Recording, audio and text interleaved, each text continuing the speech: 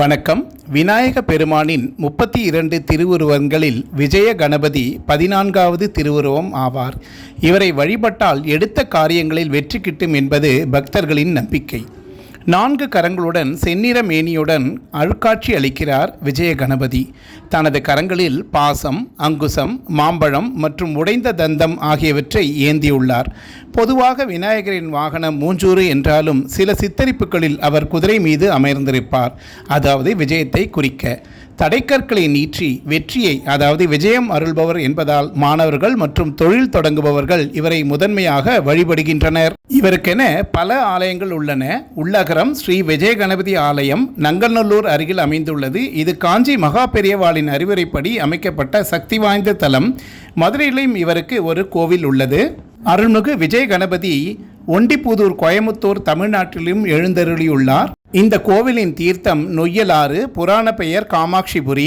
அமாவாசை, பௌர்ணமி, ராகு கேது பூஜை, பிரதோஷம், சங்கடகர சதுர்த்தி, ஆடி மாத வெள்ளிக்கிழமை, சித்திரை மாத திருவிழா என அனைத்து சன்னதிகளும் உள்ளதால் அனைத்து விசேஷங்களும் இங்கு சிறப்பாக நடக்கின்றன.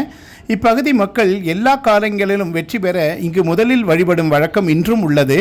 விஜயம் என்றால் ஜெயம் அல்லது வெற்றி என்பது பொருள். தொழிலாளர்கள் நிறைந்த கோயமுத்தூரில், அதாவது ஒண்டிப்புதூரில் விநாயகருக்கான உருவான முதல் கோவில் இது. ஆங்கிலேயர் ஆட்சி காலத்தில் கோவையில் சிறப்பாக செயல்பட்ட ஸ்டேன்ஸ் நிறுவனத்தின் காபி மற்றும் தேயிலை தூள் தயாரிக்கும் தொழிலாளர்களுக்காக புறநகரில் குடியிருப்புகள் கட்ட முடிவெடுக்கப்பட்டது. அன்றைய காலத்தில் ஒண்டிப்புதூர் அருகே பல ஏக்கர் பரப்பில் தொழிலாளர்களுக்கான ஸ்டேன்ஸ் காலனி அமைக்கப்பட்டு குடியமர்த்தப்பட்டனர். தொழில் சார்ந்த மக்கள் அங்கு குடியேறியதால் தங்கள் பகுதியில் விநாயகர் கோவில் அமைத்து தொழில் வெற்றி கிடைக்க விஜய கணபதி, அதாவது ஜெயம் வெற்றி கணபதி என்று வழிபட தொடங்கினர்.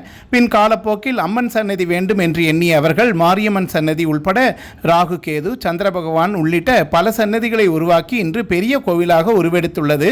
தொழிலாளர்கள் நிறைந்த இப்பகுதியில் விநாயகர்களுக்கான உருவான முதல் கோவில் என்பது இது ஒரு அதிசயமாகும். வெற்றிக்கு அதிபதியாக வணங்கப்படுகிற விஜய கணபதி தோல்வியே இல்லாத எப்போதும் வெற்றியை மட்டுமே தருபவராக நம்பப்படுகிறார்.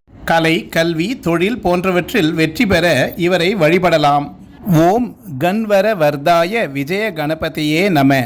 இந்த சக்தி வாய்ந்த மந்திரம், அதாவது தியான ஸ்லோகம், தடைகளை நீக்கி அனைத்து காரியங்களிலும் வெற்றி பெற உதவுகிறது. இந்த மந்திரங்களை தினமும் அல்லது சதுர்த்தி நாட்களில் துதிப்பது சிறந்தது. ரத்த சிவப்பு நிறம் கொண்ட விஜய கணபதியை நாம் வழிபட்டால் எல்லா தடைகளும் நீங்கி அருள்பார். வேலை, தொழில், கல்வியில் உள்ள தடைகள் அகலும். எந்த ஒரு புதிய முயற்சியிலும் போட்டிகளிலும் வெற்றி கிடைக்கும். பிரச்சனைகளை எதிர்கொள்ளும் மனோதைரியமும் கிடைக்கும்.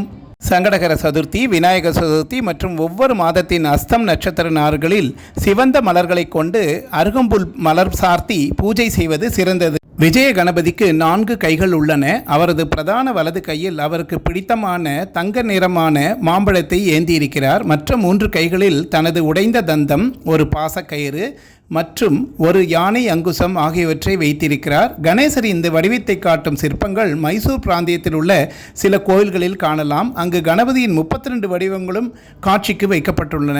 மகாராஷ்டிரா மாநிலத்தில் உள்ள புனேவில் இருக்கும் புகழ்பெற்ற அஷ்டவிநாயகர் கோயில்களில் விஜய கணபதியை சிலை வடிவிலும் வழிபடலாம். கணேசரின் இந்த வடிவத்தை கேரள தலைநகரான திருவனந்தபுரத்திலும் அங்குள்ள பழவங்காடி கணேசர் கோவிலும் ஓவியமாக காணலாம். ஆஸ்லேஷா நட்சத்திரம் என்று அழைக்கப்படும் ஆயில்யம் நட்சத்திரம் கணபதியின் இந்த அம்சத்துடன் தொடர்புடையதாக கூறப்படுகிறது.